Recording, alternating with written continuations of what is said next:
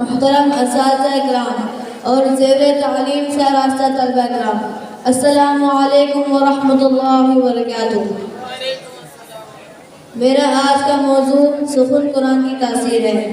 میں آج آپ حضرات کے سامنے ایک معصومانہ سوال رکھ کر جواب آپ کے سپرد کرنے کی اجازت چاہتا ہوں، جس کا جواب میرے سامنے قدر خود اپنے آپ کو دیں گے۔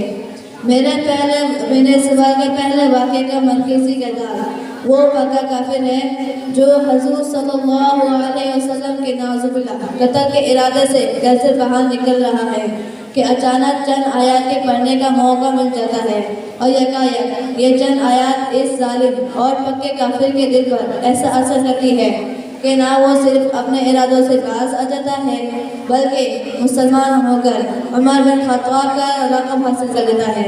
سب کہہ لیں رضی اللہ عنہ۔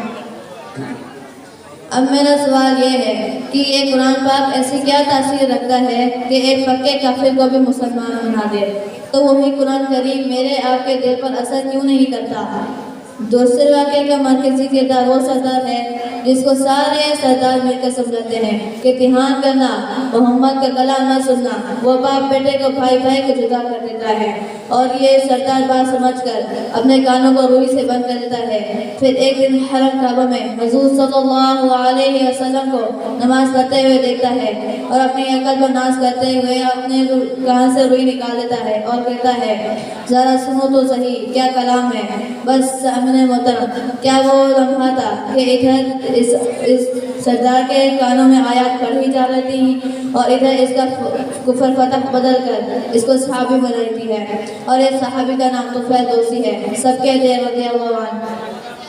میں پھر آپ سے خود سے یہ سوال کرتا ہوں کہ قرآن پاک میں ایسی کیا تاثیر ہے کہ ایک پکے کافر کو بھی صحابی بنا دے؟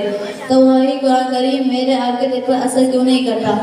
میں آخر میں اللہ سے دعا کرتے ہوئے آپ حضرات سے اجازت چاہتا ہوں کہ کاش یہ قرآن کریم اور اس کی آیات میرے آپ کا دل ایسا بدل دے کہ جس سے میری زندگی ایسا نمونہ بن جائے جس کو دیکھ کر میرا رب بھی اور میرا پیارا محبوب بھی مجھ سے اور آپ سے راضی ہو جائے۔ آمین۔ وآخر دعوانا الحمدللہ رب العالمین۔